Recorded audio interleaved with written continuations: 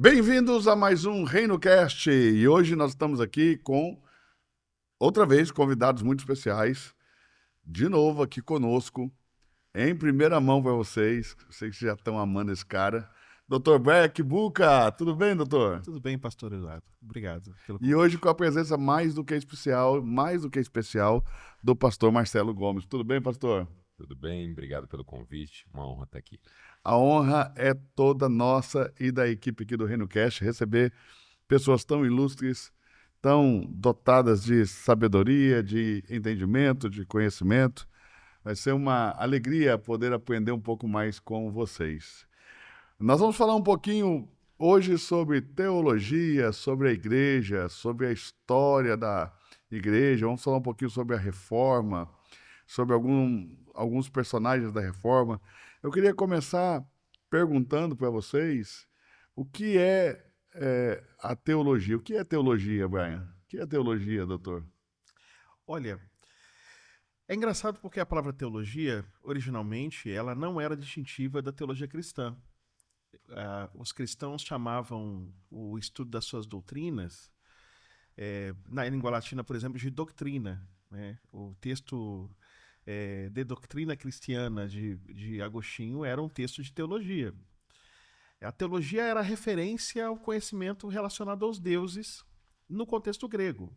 Então, é possível encontrar o termo teologia em Xenófanes, é possível encontrar o termo em Aristóteles, fazendo alusão a esse conhecimento relacionado aos deuses. Com o tempo, essa ideia de que é preciso falar alguma coisa sobre Deus, ou a instrução sobre Deus, que já está presente no cristianismo desde muito cedo, porque desde muito cedo se usa o termo didasco ou o termo didarré para falar dessa instrução específica cristã. Ou seja, de onde vem didática. E é interessante pensar que a escolha é uma escolha inteligente, porque ao falar didática, didarré, didasco, que é o termo verbal, utiliza-se um verbo para instrução, que é um verbo que indica aquilo que é aprendido e continua sendo sabido. Porque essa repetição de raiz didá, isso a gente chama de redobro. Isso indica uma coisa que é feita e perdura. Tem o redobro de presente, que é com i, e tem o redobro de passado, que é com é. Então é uma coisa que você aprende e perdura. Esse conhecimento de Deus, que é adquirido por meio da instrução, vai gerando outros termos que são termos da teologia no período cristão dos primeiros 2 séculos. Por exemplo, a palavra parádosis, aquilo que é dado ao lado de, como se aquele que tem o conhecimento entregasse para alguém ao lado o seu conhecimento. Para é ao lado de, dó vem do verbo dar, o verbo dar tem isso aqui, cis é produto do que é dado ao lado de. É a palavra que é traduzida, por exemplo, nas pastorais por tradição. Vai se criando, então, um vocabulário sobre as coisas de Deus e o ensino sobre Deus, mas quando nós chegamos no século V, especialmente no século VI, já com Boécio, um teólogo importante para o período medieval, a palavra teologia já passa a ser restrita àquilo que se ensina no âmbito cristão sobre Deus. E aí, na tradição medieval, por causa de Boécio, Agostinho também, mas mais Boécio, esse termo é o termo escolhido para, por exemplo, Tomás de Aquino, na sua Suma Teológica, constrói um sistema de teologia que pressupõe diálogo ou debate, comparação entre afirmações teológicas, para encontrar nesse embate de ideias, num método bem aristotélico, a verdade sobre Deus. Como o método tomista é aristotélico, e o método aristotélico é da dialética, então ele coloca proposições em paralelo até conseguir fazer uma proposição que seja a síntese dessas proposições. Desde então, nós usamos a palavra teologia para falar do estudo sistemático sobre Deus. Então não basta, como costumam fazer os que não conhecem essa história, falar que Theos, Deus, Logos, Logia, ensino, ou doutrina, então a doutrina, o discurso sobre Deus. Não é só isso, porque durante muito tempo, pelo menos 3 séculos, Se você falasse que era teólogo, isso era ruim na igreja, porque isso dizia que você era conhecedor dos deuses da tradição greco-romana. Lá o conhecimento do panteão. Exatamente. Isso era teologia. Doutor Marcelo. Eu costumo dizer que quando a gente fala em teologia, a gente tem que ter alguns outros conceitos em mente. O primeiro é que esse discurso, né, que é um discurso a respeito do divino, não só do nosso Deus, mas do que transcende. Eu, há muitos anos, gosto de destacar que o atributo mais óbvio a respeito do divino é a sua inacessibilidade de fato. Que é o que está lá em João, né? Deus é invisível. Nunca foi visto por ninguém. Né? Então, quando você começa a falar sobre o divino, você parte de algum lugar. Você tem algum tipo de embasamento. Existe alguma coisa do campo da predisposição? Existe. Eu sou psicanalista também, né? E como leitor de Freud, gostei muito das conversas entre Freud e Fliess e Freud e Pfister. E numa conversa entre o Freud e o Pfister fala para ele sobre um certo sentimento oceânico que faz com que cada pessoa tenha um desejo do transcendente, do divino, do eterno, né? O Eclesiastes diz isso, que Deus colocou no coração humano uma espécie de anseio pela eternidade sem permitir que ele entenda completamente essa questão. Então, o primeiro conceito que me vem à mente quando a gente fala de teologia é limite. Porque nós estamos falando de alguma coisa que ultrapassa. Uau! De alguma coisa que vai além. O que é que eu posso dizer a respeito do divino? Eu vou esbarrar em algumas dificuldades, como por exemplo de linguagem. Quando Alain Badiou, lembra do Alain Badiou? Sim. Escreveu um livro chamado Ser o Evento. Sim. Ele fala sobre como determinados eventos ultrapassam os limites da nossa linguagem disponível e é preciso criar. E aí ele usa o exemplo de Kant, que precisou criar a linguagem para explicar o que ele estava tentando fazer a gente entender. Quando eu penso em teologia, eu penso nisso. Meu Deus, como isso ultrapassa as minhas condições, como isso ultrapassa as minhas possibilidades, como é muito maior do que eu. Até porque nós estamos falando sobre Deus, né? Eu acho que foi Anselmo também que disse que Deus é aquele a respeito de quem nada maior pode ser concebido. Sim. E aí eu fico pensando, vamos falar sobre Deus? Vamos falar sobre Deus. Precisamos falar sobre Deus, mas com aquela consciência de que nós não vamos falar tudo. Somos limitados. Somos limitados. Se Deus coubesse na nossa mente seria maior do que Ele. Então Ele não seria maior do que a nossa mente. O Karl Barth tem uma frase que eu acho muito interessante. Ele fala assim: devemos falar sobre Deus. Contudo, somos humanos e não podemos falar sobre Deus. Devemos compreender ambas as coisas, o nosso dever e o nosso não poder, e assim dar toda a glória a Ele. Incrível, hein, velho? Sim, sim. Eu não sei se é uma impressão errada minha. Vocês podem me orientar melhor e trazer mais luz ao assunto. Mas a teologia, ela é uma ciência reativa? Parece que ela está sempre reagindo a algo. Eu penso que a resposta é sim e não. Ela é sim quando nós pensamos que a teologia é, de certa forma, uma resposta.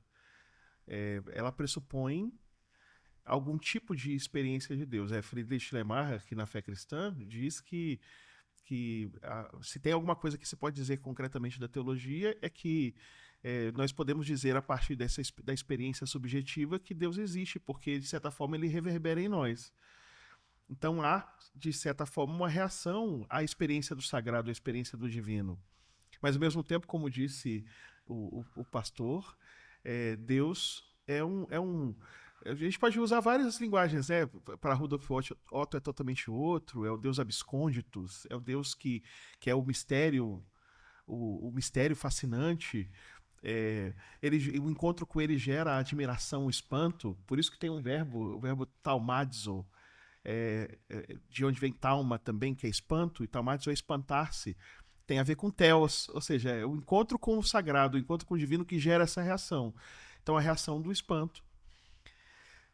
Não porque, não obstante a nossa reação seja uma reação a partir do Deus que se revela, do Deus que se mostra, o que nós temos uma percepção dele, não porque, de certa forma, essa reação parece que reverbera, recuperando outra fala dele, reverbera essa semen religiones, como dizia Cícero, que é repetido por Calvino. Parece que tem alguma coisa em nós que é preparado. Isso é uma crença, eu confesso. É uma crença que eu compartilho. Mas parece que tem algo em nós que é preparado para, nesse encontro com o divino, reencontrar-se, encontrar-se a si mesmo. O conhecimento de Deus e o conhecimento de si mesmo, que é relacionado por Calvino, por Paul Tillich e outros tantos teólogos, tem relação direta com essa percepção de que a nossa alma só encontra descanso quando encontra Deus, como dizia Agostinho. Então parece que também não é só uma reação, mas é também um encontro consigo mesmo, um encontro com sua própria essência, recuperando a ideia dessa noção de que nós somos imagem e semelhança de Deus. Mas tem uma dimensão que eu acho que é uma dimensão negativa dessa reação, que é nós acharmos que como o galo canta e o sol nasce, e aí o galo começa a acreditar que o sol só nasceu porque ele cantou, tem gente que pensa que pela sua fala sobre Deus, Deus vai agir de acordo com o programa que a pessoa estabelece. E essa pessoa costuma reagir negativamente a falas que são falas dissonantes da sua própria voz. Aí eu chamo de teologia de si mesmo, é aquela teologia que o indivíduo é o próprio Deus, não é Deus, o Deus com quem ele se relaciona. Ele se sente divino, ele sente que a palavra dele tem que ser divinizada, e aí ele entende que todo mundo tem que se ajustar a essa soberania que não é soberania de Deus, é a soberania dele.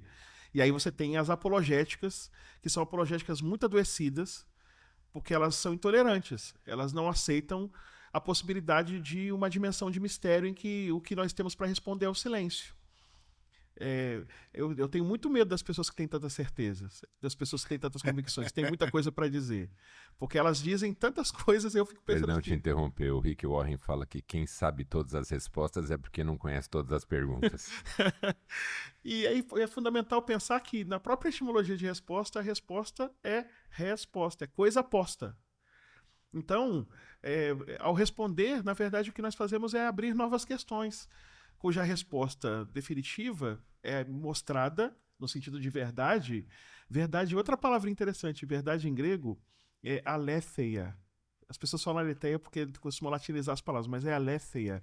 Letheia é esquecimento. O alfa é privativo, é não. É a capacidade de lembrar.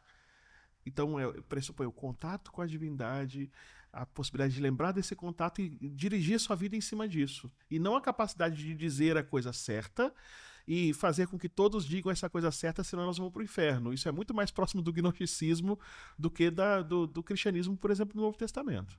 É possível saber qual foi a época de maior produção teológica na Europa?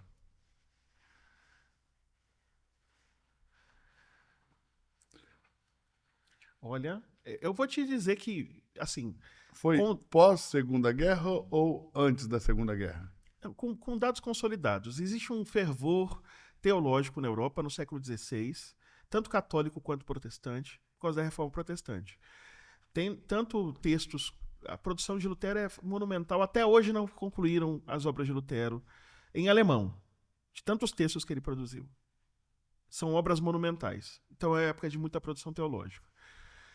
Tem uma outra época de produção teológica muito, muito vasta, quando surge o desenvolvimento das universidades europeias que tratam teologia a partir de programas que são programas de revisão, por causa do iluminismo. Então, séculos XVIII e XIX, quando surge a Universidade de Berlim, e aí você tem uma produção também monumental, a escola de Tübingen, o Ferdinand Christian Bauer, a escola de Bauer no Novo Testamento, a escola de Ritschl, o próprio Schleiermacher. E tem uma outra época de vigor teológico muito grande, que é a época pós Primeira Guerra Mundial, quando, diante da crise do liberalismo, os autores ortodoxos começam a produzir, aí tem reação liberal e tem autores escrevendo, falando da Alemanha. Então você tem Emil Brunner, Karl Barth, os irmãos Niebuhr, produzindo, e as reações, né? E as reações que vão avançando. Martin de Bellius, Rudolf Bultmann e os alunos de von Harnack tentando defender o mestre e tentando, de certa forma, combater o mestre, que é o que eles costumavam fazer. Então, eu acho que esses 3 períodos, dizendo de forma bem concreta, são 3 períodos de uma produção muito vasta e muito significativa e com mudanças importantes. Sim. Eu acredito que um advento como a Segunda Guerra, né, tenha deixado os homens, naquele momento, desesperançosos, né? Sem esperança. E a teologia aí tem esse papel de trazer respostas, porque onde é que Deus estava? O que é que Deus estava fazendo? E não sei também, podemos traçar um paralelo entre a teologia judaica e a teologia cristã, porque os judeus parecem ser um pouco mais resilientes, eu não estou afirmando, mas parecem ser teologicamente um pouco mais resilientes, talvez pela história, do que os cristãos até aí na Primeira e Segunda Guerra. Eu acho que os cristãos são mais resilientes agora, foram mais resilientes no passado. O que a gente pode falar sobre isso? Eu estou pensando aqui no que vocês estão comentando e ainda estou com a ideia de teologia reativa e resposta, porque cada época faz uma exigência. Sim.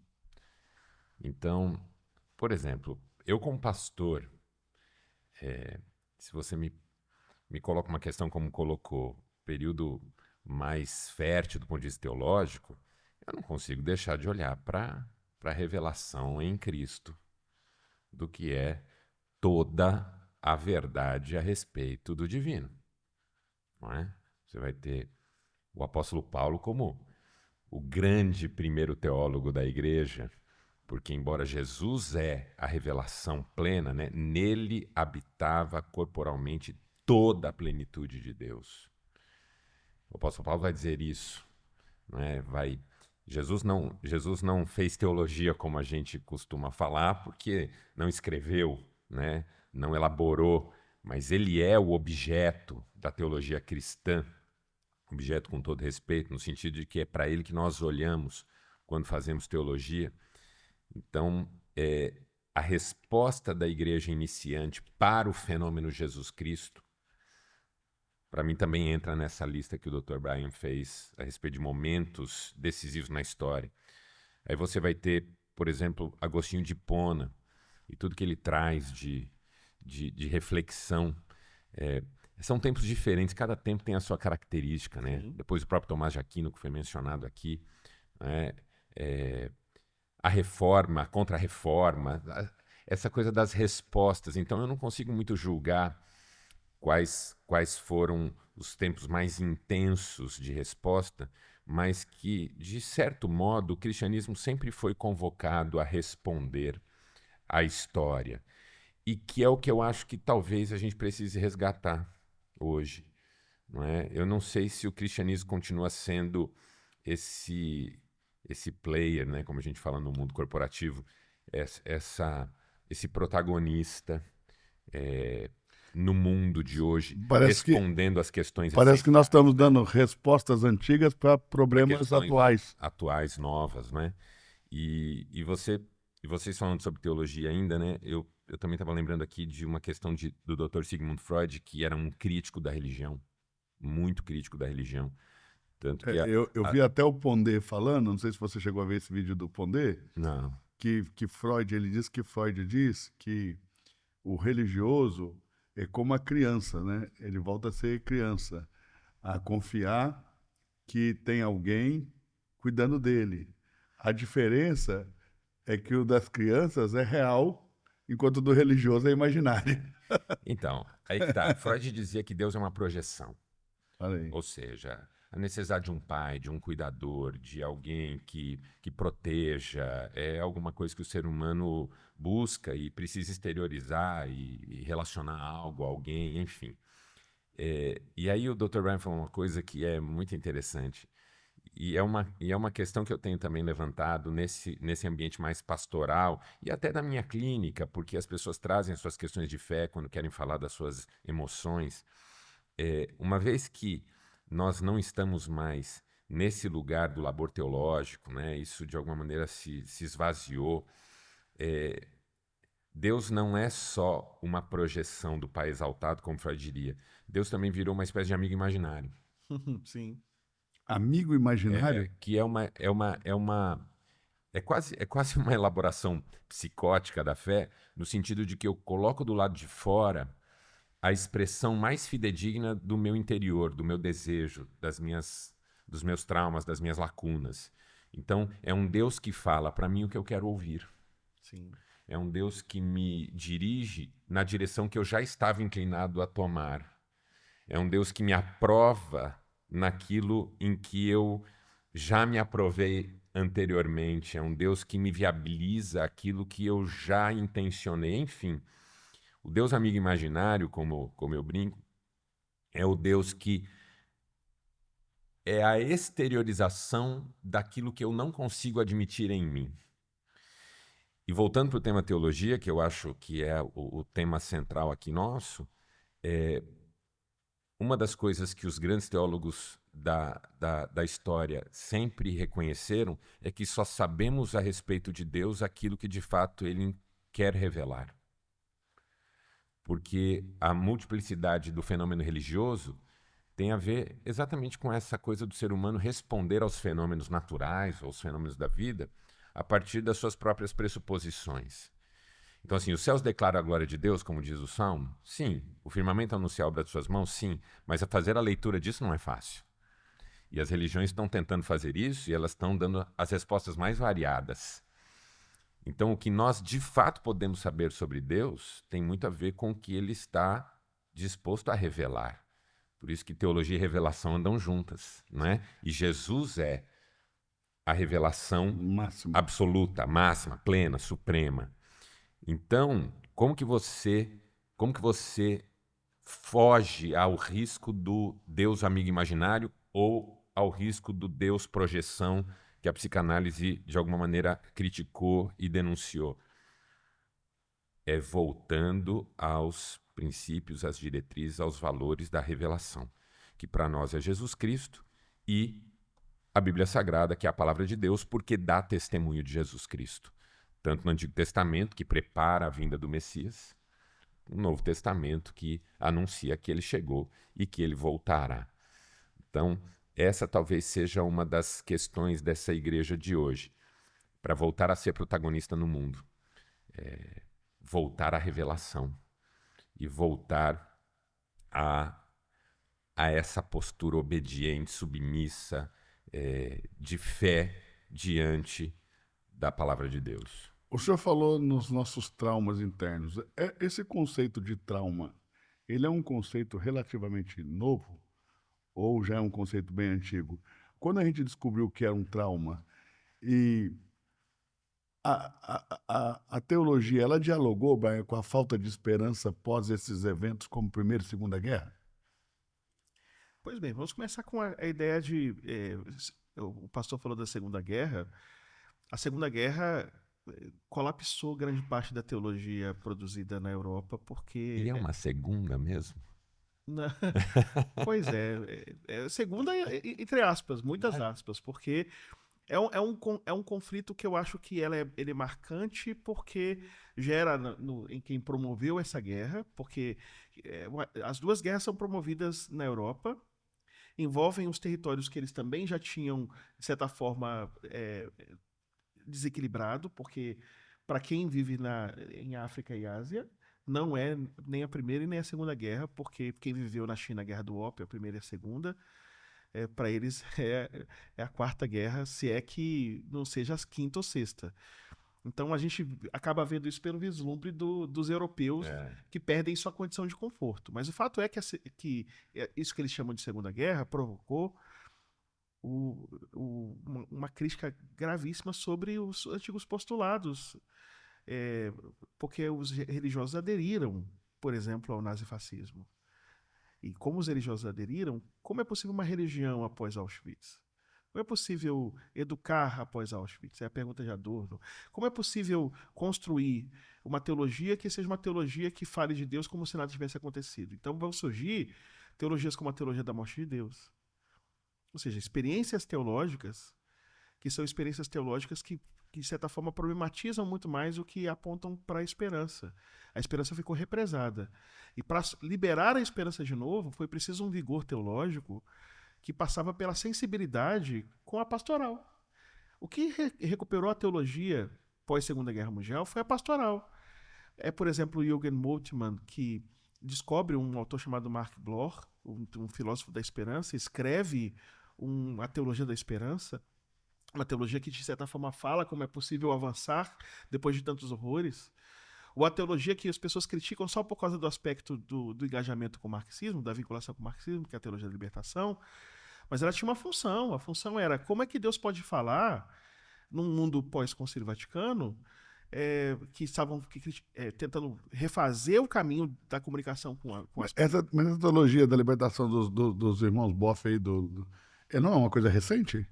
Não, mas eu estou dizendo, ela é a possibilidade de fazer teologia num mundo marcado por crises agudas. Então, como é que é possível falar sobre os problemas que são problemas do genocídio indígena, da morte dos pobres, das ditaduras latino-americanas? A forma de falar disso é pegar a teologia da esperança e transformar essa teologia da esperança que ecoa no ouvido de Gutierrez, no ouvido de Rubem Alves, que estava nos Estados Unidos, no olho do furacão nessa época, né? E você sabe que ele foi o primeiro que cunhou a ideia de uma teologia da libertação? Foi. Ele propôs que a tese dele fosse publicado com esse título, Teologia da Libertação, mas aí a orientação não aprovou e pediu para ele mudar para dar esperança humana, né? Por causa do Jürgen Moltmann.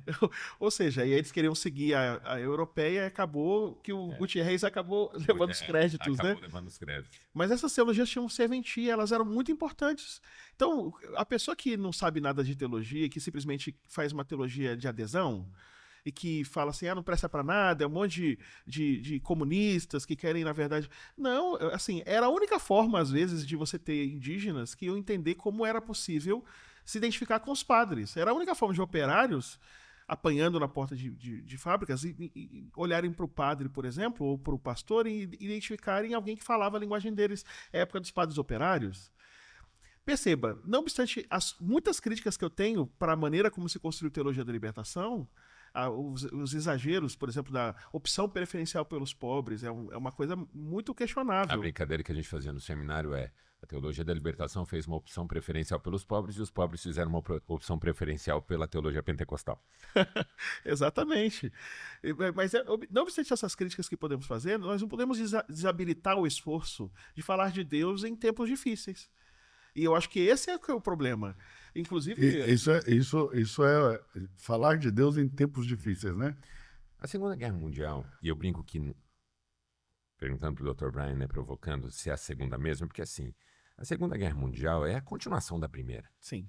É uma reação da Alemanha ao peso das imposições e das sanções que foram feitas em função dela sair derrotada na primeira. Sim. Então não é alguma coisa que surge num outro cenário, num outro contexto, lá na frente. Não, nós estamos falando ali do começo do século XX e antes da metade do século XX já tem um novo conflito, de alguma maneira, disseminado. Então, o que eu quero destacar com isso é que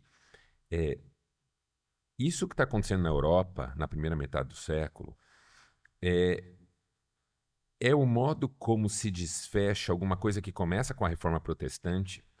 E tem um livro muito legal, do Heinrich Heine, que é Contribuições à História da Filosofia e da Religião na Alemanha, que ele escreve, inclusive, para a Universidade Francesa, para explicar para os franceses como é que funciona o pensamento alemão antes da Segunda Guerra. E ele diz assim, a Alemanha não está morta no final do livro.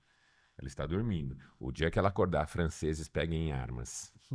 porque ele já previa que a coisa ia estourar para o lado da França, como de fato, enfim, isso aqui talvez não interesse tanto ao nosso ouvinte, mas o que acontece na Segunda Guerra, a Primeira e Segunda Guerra, é o desfecho de alguma coisa que começa na Reforma e que dá lugar, por causa do modo como a Reforma também precipita outros movimentos de libertação em relação a uma igreja dominante e, de certa maneira, para usar uma linguagem psicanalítica castradora, e que tem no iluminismo o seu auge, não é? que vai produzir pensamentos como, por exemplo, de Auguste Comte, que é o positivismo, a ideia de que o ser humano poderá ser feliz plenamente através do livre e também pleno exercício das suas faculdades racionais. Então, quando vêm essas guerras na Europa, nesse lugar das universidades, nesse lugar da produção de conhecimento, ela é uma bomba que cai, para fazer um trocadilho um tanto quanto inadequado, é uma bomba que cai também sobre essas pretensões intelectuais, sobre essas pretensões humanas, de nós vamos ser a resposta para os nossos próprios problemas. De repente, o ser humano, e essa é uma frase que eu digo há muito tempo, nas guerras mundiais, o ser humano se enxerga, talvez pela primeira vez na história, como um monstro. Sim, E isso é muito forte, porque as guerras que aconteceram na China, Mongólia, né, sim. na Grécia Antiga, Macedônia, elas tinham um escopo cultural diferente. Elas eram idealizadas de certo modo. Os heróis de guerra eram tratados como heróis, né, num contexto mais amplo. Na Primeira e Segunda Guerra Mundial, você tem uma outra composição cultural, você tem um outro jeito de viver, e de repente o ser humano que está buscando outra coisa, não está buscando mesmo que buscavam Aquiles, não está buscando mesmo que buscavam Júlio César, não está buscando mesmo que buscavam essas figuras da guerra, da antiguidade.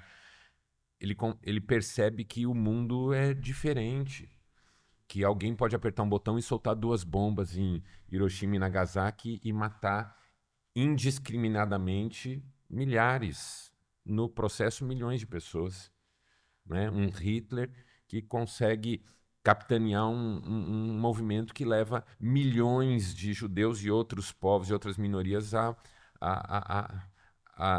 morte. Então, eu acho que as 2 grandes guerras, e eu trato as 2 sempre como uma só, nesse sentido que eu falei, elas caem como uma bomba sobre todas as pretensões humanas, não só sobre a fé, entendeu? Não só sobre o cristianismo e a resposta cristã. Você pega o Moltmann mesmo, era um soldado alemão Sim, e se converteu num campo de concentração inglês, exatamente. não é? E aí tem aquela história, né? Eu não sei se ele conta, se ele viu isso de alguma maneira, ele fala assim que à medida que estavam fuzilando algumas pessoas no campo de concentração, alguém perguntou: cadê o Deus dessas pessoas? E o outro respondeu: está ali com elas. Esse Deus que no meio da tragédia, ele não está nem ausente nem diferente, ele está presente. Porque uma coisa que a nossa teologia cristã diz não que Deus nos livra da tragédia, mas assume sobre ele a nossa tragédia. Por isso que o Moltmann escreveu o Deus crucificado. Sim. O Deus crucificado é o Deus que não está aí para nos livrar da nossa tragédia pessoal em termos de sofrimento, mas para assumi-la sobre si mesmo e nos livrar das implicações eternas dessa tragédia. Incrível. O senhor falou sobre Hitler, né, o Holocausto. E ontem mesmo eu falava com vocês, perguntava, né, porque aqui eu mais pergunto do que falo, para aproveitar a oportunidade de aprender mais com a sabedoria de vocês. Mas eu li sobre Lutero um livro, eu cheguei a comprar esse livro, né? É raro, paguei caríssimo, mas comprei. Os Judeus e as Suas Mentiras, onde ele faz ele faz diversas críticas e também dá direções, como os judeus, as suas casas devem ser queimadas, os seus livros devem ser tirados deles, seus rabinos devem ser obrigados a parar de ensinar sob pena de morte. Um Lutero antissemita. E confesso que já tinha ouvido falar sobre isso, mas nunca tinha me saltado tão forte aos olhos como com esse livro, né? É o livro do Lutero, poxa. Qual é a contribuição disso para tudo isso que aconteceu na Alemanha? É uma boa questão. Primeiro, contextualizando Lutero, o que não tira o caráter antissemita dos seus escritos, o processo de cobrança de indulgências, que é capitaneado por Johann Tetzel na época de Lutero, e é contra ele que ele escreve as teses, esse processo tem relação com o financiamento da construção da Capela Sistina, e o financiamento é pelos banqueiros mais ricos do tempo, talvez dos homens mais ricos da história, a família mais rica da história, ou uma delas, que são os Figa. Eles financiaram a Capela Sistina e conseguiram o direito de promover a cobrança de indulgências não era Alemanha na época.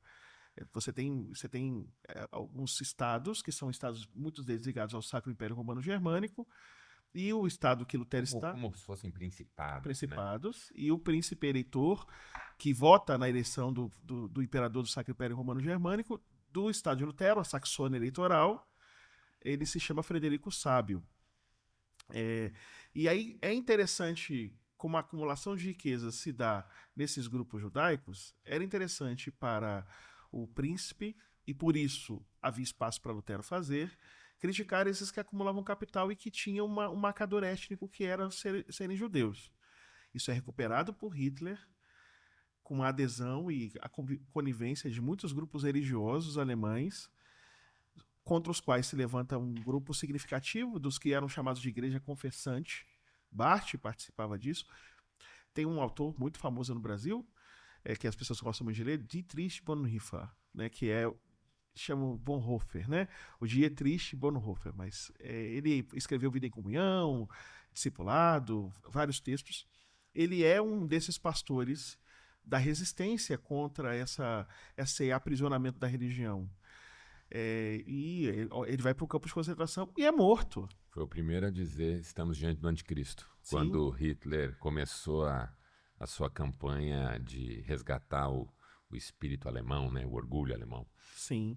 E essa recuperação, que utiliza como braço religioso e instrumento de convencimento os panfletos antissemitas de Lutero, deve nos fazer abrir os olhos. E olha como a ignorância histórica agora nos custa caro.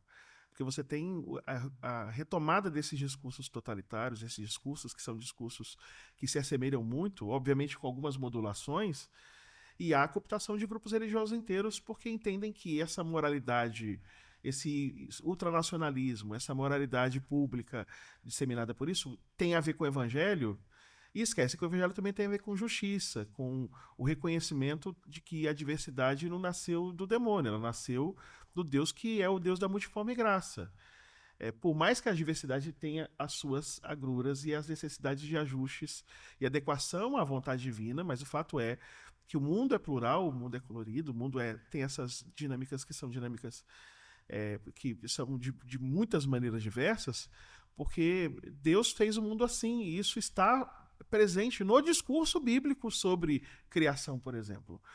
E aí, abraçar xenofobia, abraçar a intolerância religiosa, estabelecer critérios muito rigorosos para que o outro seja proscrito, vem sempre com dois braços.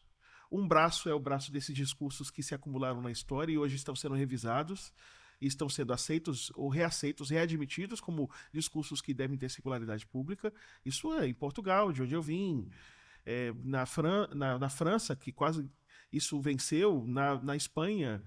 Ou seja, você tem nos Estados Unidos. E para dar, de certa forma, popularidade para isso, eles contam com a adesão de grupos religiosos. E então é mais importante ainda que nós recuperemos a discussão teológica, ou a perspectiva histórica, ou a perspectiva um pouco mais sólida de teologia bíblica, porque isso vai dar ferramentas para nós conseguirmos perceber que enquanto alguns ficam procurando o anticristo em cada papa que vem, o anticristo está muito mais... Às vezes o anticristo está lá na igreja. Eu falo isso muito respeitosamente, com muito temor. Às vezes está lá na igreja, pelo menos a filosofia do anticristo, quando o indivíduo se levanta contra alguém e está se levantando, no final das contas, contra Deus, dizendo que está se levantando contra alguma coisa que é imoral ou que seria dentro do seu corpo. Já é o operar do espírito do anticristo? Deixa eu só comentar uma Sim, coisa aqui. fique à vontade. Eu acho que ela tem uma implicação pastoral interessante.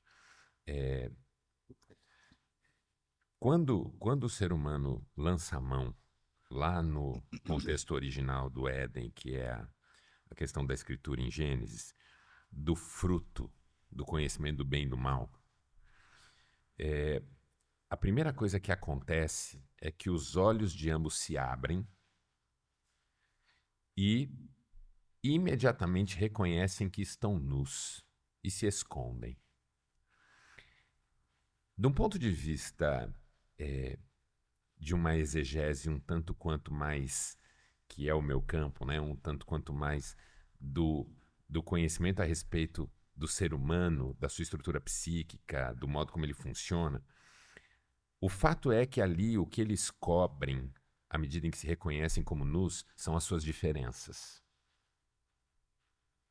Porque Uau. a questão é, à medida em que essa percepção do mal, do que é para além daquela harmonia do jardim, invade esse ser humano que ultrapassou as fronteiras e ultrapassou os limites, quando ele olha para o outro e vê que o outro tem o que ele não tem, ou não tem o que ele tem, isso é de um incômodo poderoso. Freud vai trabalhar isso na sua teoria do complexo de Édipo, quando ele fala, por exemplo, qual que é o impacto, e isso é muito forte, qual que é o impacto quando um menino pela primeira vez vê que na menina falta algo que nele é sobressalente?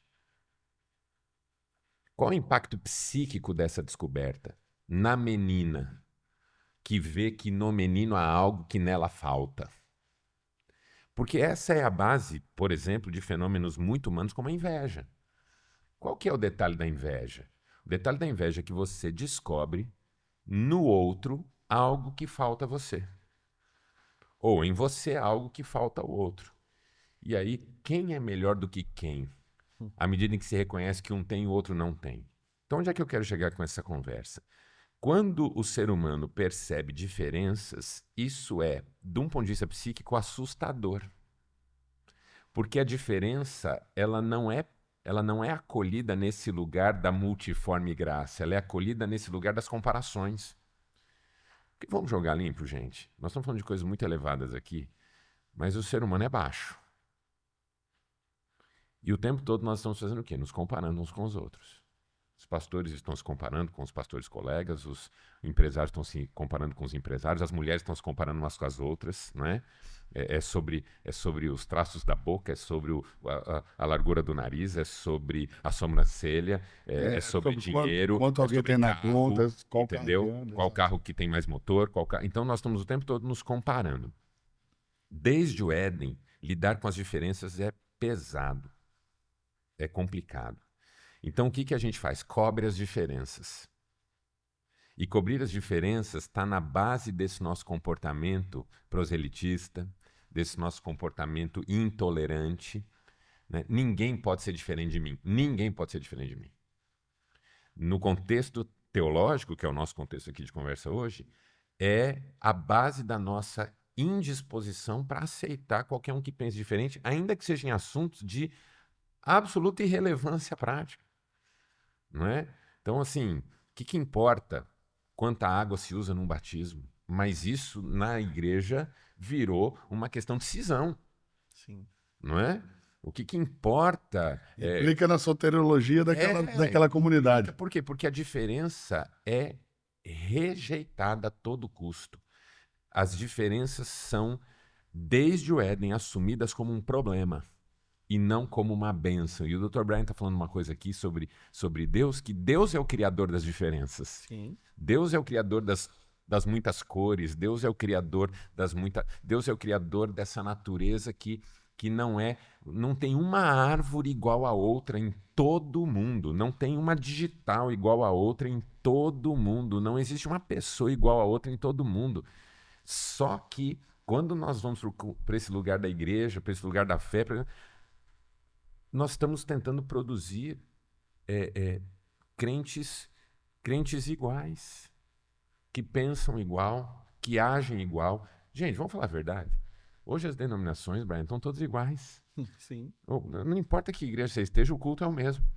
Canta-se as mesmas músicas. Sim. As É o mesmo liturgias, estilo, as liturgias são muito parecidas. E eu não estou dizendo que isso é ruim. Mas o que eu estou dizendo é que nesse contexto de intolerância às parece que isso diferenças, cada vez vai gerando quando uma mais. diferença aparece, responde-se a ela, às vezes com hostilidade, às vezes até com violência. Claro, Lutero é uma figura do seu tempo. Os reformadores, em geral, foram muito violentos. Muito. Muito violentos. Você lê a história da Reforma, não do que a Reforma entregou em termos de dogmática, mas do que a Reforma entregou em termos de pastoral e de eclesiologia, tem muita coisa Assusta. aqui que é assustadora, entendeu? É assim, os anabatistas. E há uma né? romantização, né, da reforma. Claro, porque hoje a gente está redescobrindo assim, alguns pensamentos dos reformadores, essa coisa toda, mas assim, a reforma foi um momento muito tenso da história. É muito tenso. E os reformadores, eles eram, até o dia anterior, da instituição que eles estavam querendo reformar e que lidou com eles também com muita hostilidade, com muita violência. A contra-reforma também foi muito violenta, não no campo da dogmática, mas no campo das relações institucionais. Então, o que eu quero dizer com isso como psicanalista é o seguinte: desde a nossa origem, nós não lidamos bem que o outro não pense como nós, não seja como nós, não faça como nós.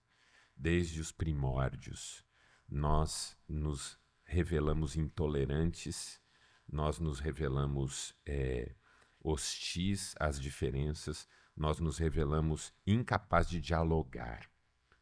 E está aí a história do mundo, o Dr. Brian pode falar isso melhor do que qualquer um aqui, a história do mundo marcada por guerras, por violência, né? Esse ser humano incapaz de conviver com esse outro.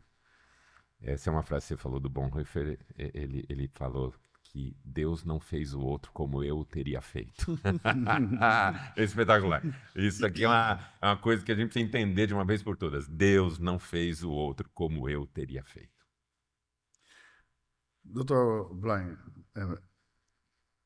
vou falar de uma coisa delicada, e aí vocês fiquem à vontade para serem mais profundos ou mais sucintos. Qual o impacto negativo na soteriologia comum, atual, da homoafetividade? Pronto. A questão da oposição fundamental de homem e mulher, que é vista por quem lê Gênesis. Eu vou pegar Gênesis porque é de onde as pessoas extraem a ideia de que tem homem e mulher. As pessoas que veem esse texto não conseguem perceber que esse texto, na verdade, é uma tessitura muito mais complexa e que revela grande parte dos problemas desses arranjos binários.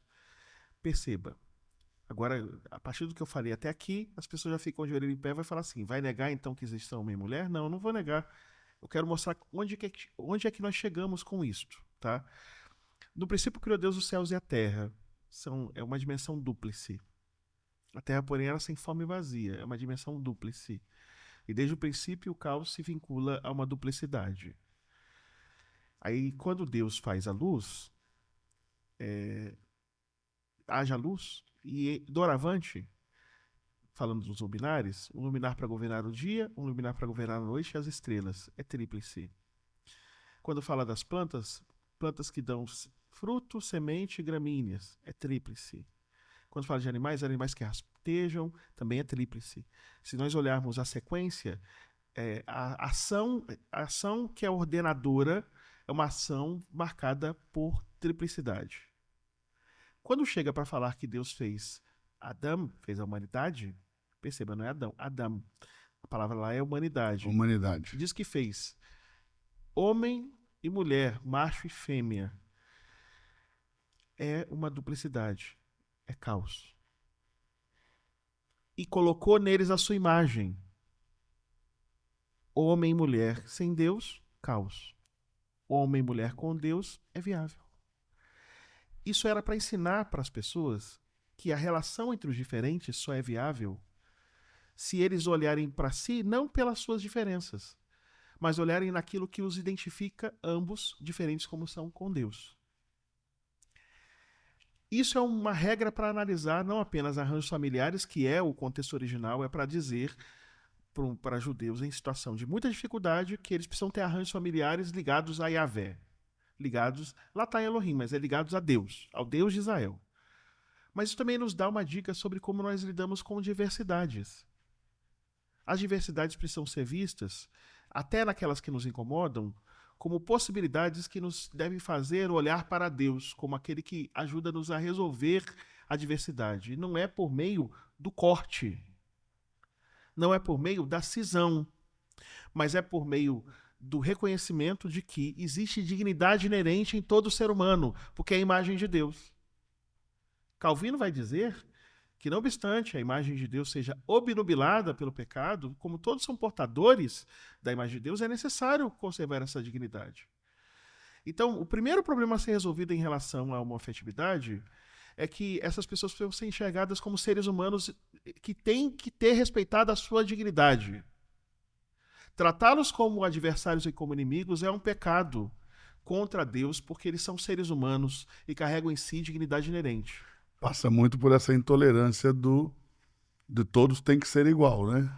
Essa insistência em apontar a homoafetividade como comportamento desviante não pode estar na frente daquilo que é fundamental, que é o reconhecimento da dignidade dessas pessoas. E por causa do não reconhecimento da dignidade dessas pessoas, é que elas são privadas de direitos sociais.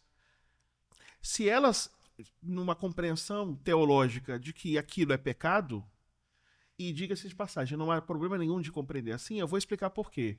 Porque quando você vai visitando todas as religiões, vai no candomblé, vê se mulher vai tocar tambor.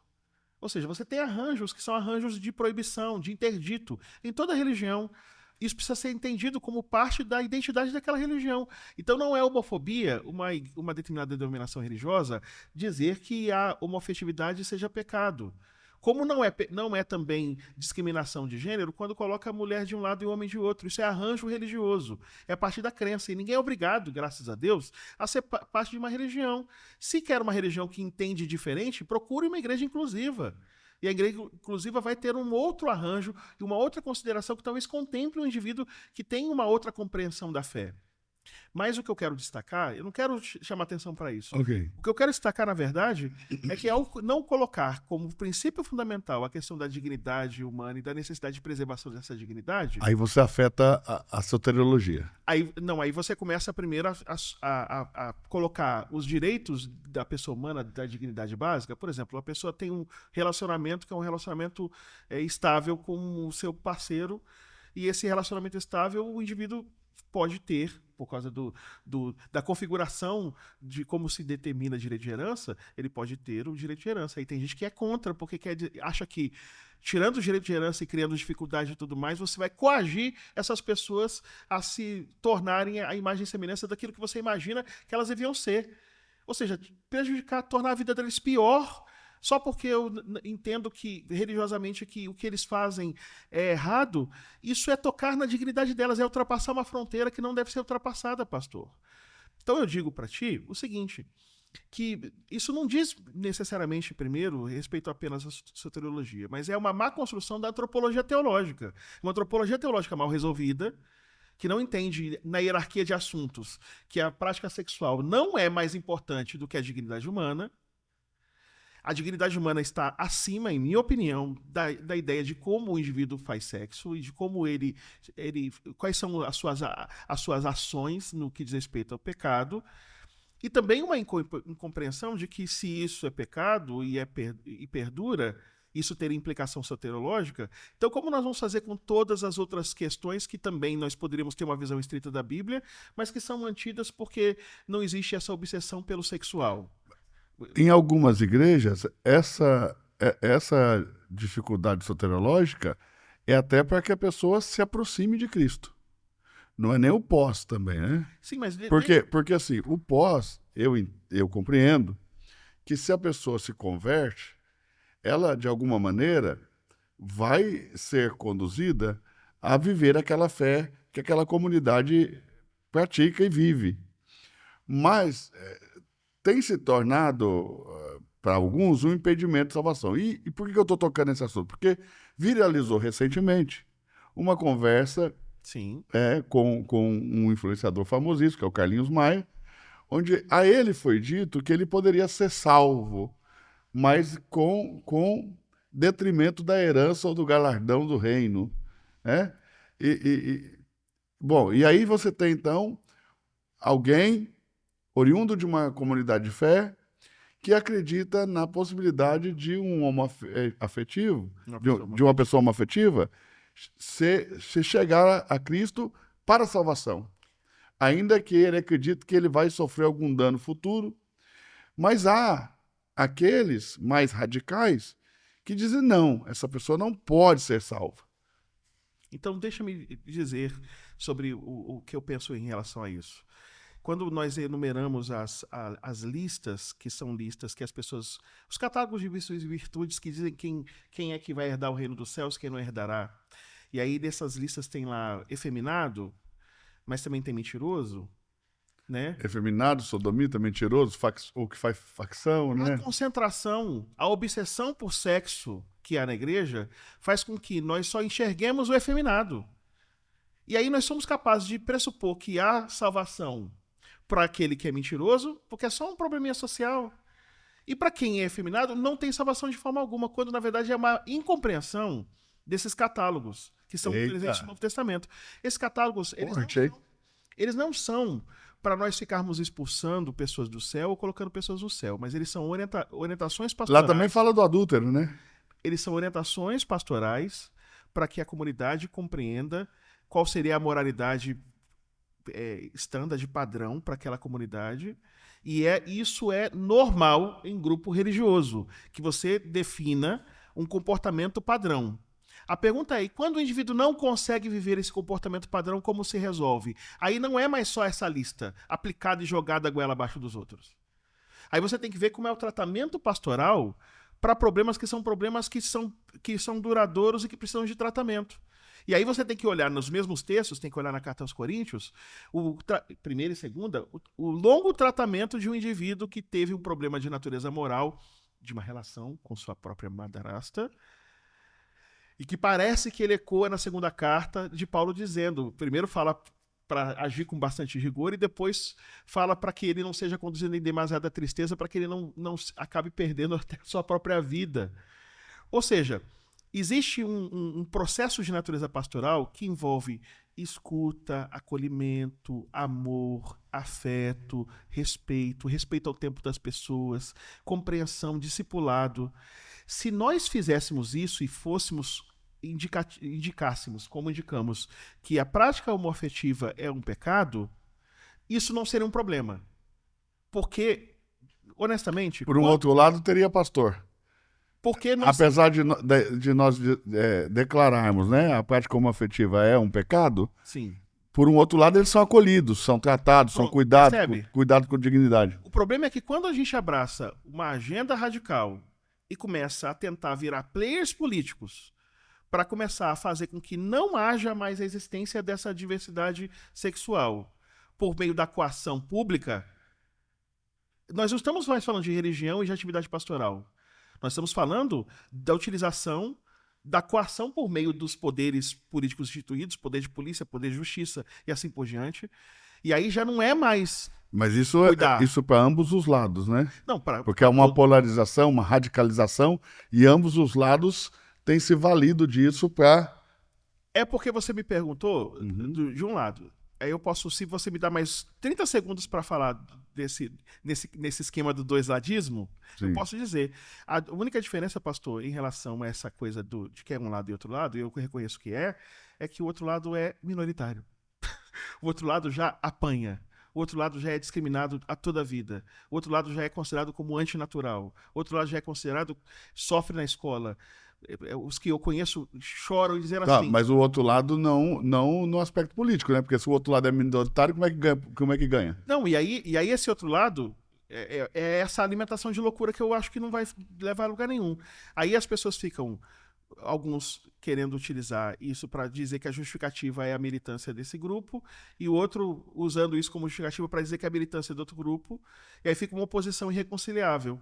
A igreja deveria vir agora para quê? Para pacificar por meio do que está na Bíblia. Eu vou lembrar, Deus estava em Cristo, reconciliando consigo mesmo o mundo, e nos deu o ministério da reconciliação. Eu sou favorável, pastor, que nós sejamos capazes, e a iniciativa seja nossa, de nos reconciliarmos com esses grupos, que são grupos de atuação radical e que existem de fato, por meio da nossa capacidade de demonstrar as armas que nós temos, que são poderosas em Deus para destruir as fortalezas e anular os sofismas. Uhum. Mas nós abdicamos dessa pastoral, pastor. Esse é o problema. Quando você abdica das pastorais, da capacidade pastoral que nós encontramos em Jesus, e acha que isso é abrir tudo e acabar criando problema, nós vamos criando outros tantos problemas que nós vamos sendo identificados a César, não mais a Jesus. E essa é a minha preocupação. Eu tenho preocupação com o que se faz nas outras militâncias? Tenho. Mas eu sou crente, sou de uma igreja evangélica, sou pastor, sou teólogo, e eu vejo problema em nós. E esse problema em nós é minha responsabilidade. E é por isso que eu estou falando aqui de Para forma onde se consciente. desdobrou essa polêmica? Se desdobrou para o ponto de muitos influencers, ao reagirem a isso aí, condenar várias comunidades de fé como não cristãs, né? Por causa da sua soteriologia. Aí a minha pergunta é, quando uma pessoa é cristão? Quando nós podemos considerar uma pessoa cristã? Nós não temos tempo para responder essa sua pergunta. Você sabe disso, né? Eu sei. Mas Mas assim, brincadeira à quando parte. essa pessoa quando eu posso falar assim, esse aqui é um cristão e não um herege? Porque se diz herege hoje para qualquer coisa. Quer dizer, eu não concordo com você, você é herege. O que eu não entendo é que no mesmo momento que eu te condeno, eu abro um pressuposto para que eu também seja visto assim, né? Porque se eu te vejo como herege porque eu discordo de você, você pode me ver da mesma maneira. Você fala em soteriologia e a questão central é o que leva ou o que permite que alguém seja salvo? Exato. Salvo do quê? Salvo por quem? E salvo para onde, né? Então, quando a gente fala em salvação, a resposta para essa pergunta começa pelo nome de Jesus. Ele nos salva do quê? Da ira. De uma ira que nós merecemos por sermos pecadores. Todos. Todos Sem pecados, exceção. destituídos estão da glória de Deus. O salário do pecado é a morte. O que é o pecado? O pecado é tudo aquilo que a Bíblia chama de pecado. A Bíblia chega a dizer que quem sabe que deve fazer o bem e não faz, nisso está pecando.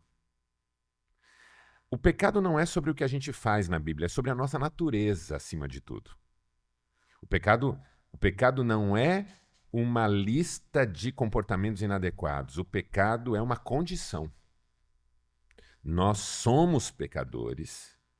Davi diz, em pecado fui gerado, em iniquidade me concebeu minha mãe. Nós somos pecadores, estamos destinados inicialmente à ira vindoura. Essa é a tese do apóstolo Paulo. Todos. Todos, indistintamente. Mas Deus, que é amor, não é que Deus ama, ele é amor. Por misericórdia e graça enviou seu Filho para ser o o objeto recebedor de toda essa ira. Aprove a Deus, claro que essa é uma linguagem muito forte, mas é como se ele descarregasse em Cristo toda a ira, de alguma maneira, reservada ao mundo. Cristo é o Cordeiro de Deus, o bode expiatório do Antigo Testamento, o Cordeiro que expia, ou seja, que vai no lugar do outro, não é? Agora vai me fugir a memória quem foi quem disse isso. Eu acho que foi Spurgeon. Ele fala assim: o sacrifício de Cristo é suficiente para aplacar a ira de Deus, mais do que seria suficiente a morte de todos os seres humanos em toda a história. Percebe? Então, quando Deus envia Cristo ao mundo para pagar o preço, eu estou usando uma linguagem bem simples da nossa teologia mais básica. Nele, essa ira é, vamos chamar assim, resolvida. Ele paga o preço. E ele estende os benefícios disso que ele fez para todos. Para todos. Todos são bem-vindos, todos podem participar dessa graça. Como? Por meio da fé. Porque pela graça vocês são salvos, por meio da fé. Isso não vem de vocês, é um presente de Deus. Não tem nada a ver com obras para que ninguém pense que a glória é própria. Onde que eu quero chegar com isso? Que as nossas soteriologias não são mais sobre isso. Elas são sobre a nossa capacidade posterior de corresponder às exigências estabelecidas em função disso.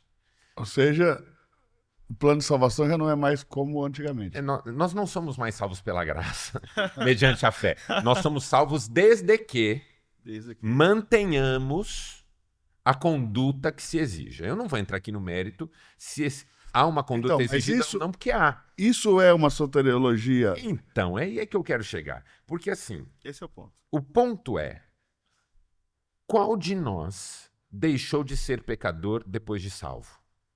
Nenhum. Ninguém. O próprio João resolve... Porque a carta de João vai resolver uma questão soteriológica quando diz assim: se dissermos que não temos pecado, somos mentirosos e a verdade não está em nós. Se confessarmos os nossos pecados, ele é fiel e justo para nos perdoar os pecados e nos purificar de toda injustiça.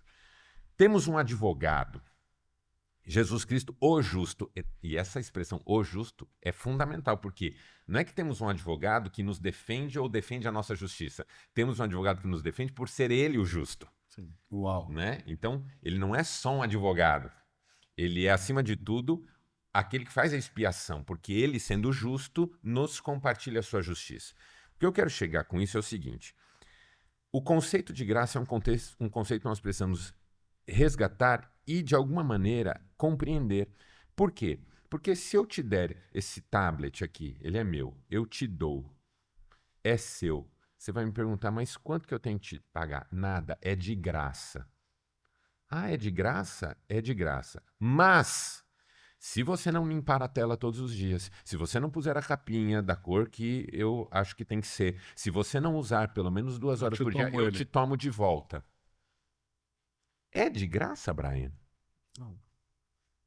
O fato de você não ter pago para aquisição não significa que você não está pagando para manter. Então, é uma concessão, mas ela tem tanta regra envolvida que nunca será seu de fato. Que, na verdade, tenta obscurecer a graça de Deus. Entendeu? Então, assim, eu sou salvo pela graça mediante a fé. Paulo diz do início ao fim: se confessares com a tua boca que Jesus Cristo é o Senhor e em teu coração creres que Deus o ressuscitou dos mortos, serás salvo. Ponto. Agora, a pergunta que a igreja tem que responder é, que nem o pessoal brinca, uma vez salvo, sempre salvo? Uma vez salvo, salvo. Porque se você foi salvo, mas não está salvo, você não foi salvo. Sim. O perigo ainda é iminente, você não está a salvo. E quando Deus compartilha a sua vida, os textos são claros, né?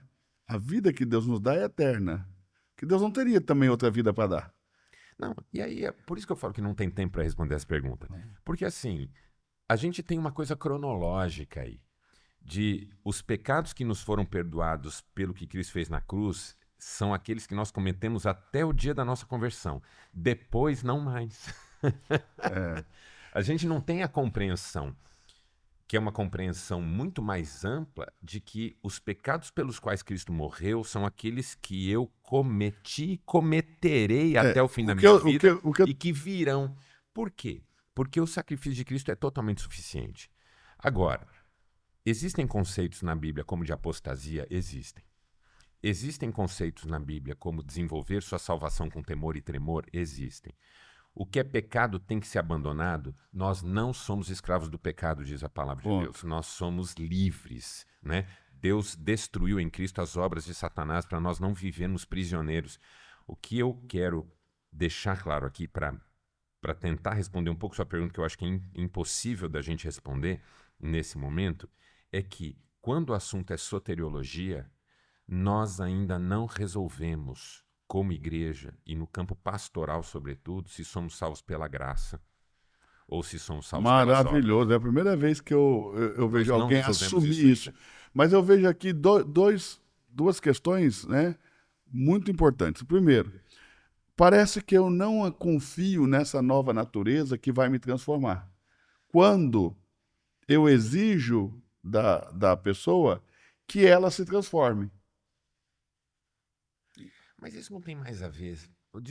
Assim, aqui eu vou falar uma coisa que é até chata. Uma hipocrisia absurda, porque aí é o seguinte, os pecados que me são visíveis, esses te impedem de viver uma vida plena com Cristo. Mas os que são ocultos, esses eu não discuto sobre eles, eu não problematizo sobre eles. Mas aí que eu quero dizer que eu acho que é chato, que eu vou falar aqui, é o seguinte: não é mais sobre o que é pecado ou não é pecado. Claro que é pecado. Assim, o que nós estamos falando aqui, o que a Bíblia chama de pecado é pecado e ponto. É pecado e ponto. Agora, não é mais sobre isso. É sobre os nossos controles comunitários. Não é mais sobre salvação, é sobre quem pode ser membro da minha igreja. É sobre o fato de que, num primeiro momento, a gente batizava quem fazia uma confissão de fé. Hoje a gente batiza quem está completamente consciente da nossa cartilha religiosa, está completamente comprometido com os nossos procedimentos e vai se tornar um bom membro da nossa igreja que não vai assustar os outros. Exato. Ou seja, é uma interferência de um aspecto que é um aspecto eclesiológico e que tem a ver com os interesses e com agendas que não são agendas necessariamente, não são apenas da igreja. Elas dizem respeito a um nível de tolerância um pouco maior, mas que acaba tendo reverberações nesses outros campos. E aí, nessas reverberações, as pessoas querem só a resposta simples. A resposta simples mas é óbvio que fulano não pode ser membro da igreja, óbvio que fulano não é salvo. Isso virou sinônimo. Ou seja, sinônimo se não pode ser membro da igreja, não pode ser salvo. Virou sinônimo. Virou sinônimo. Até porque, como é que você coage alguém a de fazer o que você quer sem ter uma ameaça condicionada?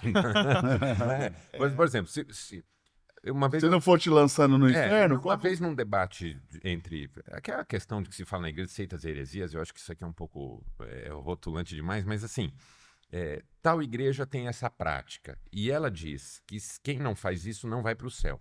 Aí eu olhei e falei, mas é claro que ela tem que dizer isso, porque senão como é que ela convence? Boa. Se você está numa igreja que diz assim, vou usar um exemplo aqui para não atingir ninguém, tá? Você está numa igreja que diz que você não pode usar relógio. É proibido usar relógio. Por quê? Porque não pode usar relógio. Relógio é feito pelo homem, é para marcar o tempo, e o tempo é de Deus e tal. Não pode usar relógio. Mas naquela igreja que é cristã também pode usar relógio. Qual que é a resposta imediata que esse doutrinador tem que elaborar diante dessa comparação? Eles não são de Deus. Eles não são de Deus, eles vão todos para o inferno. Você quer para o inferno como eles?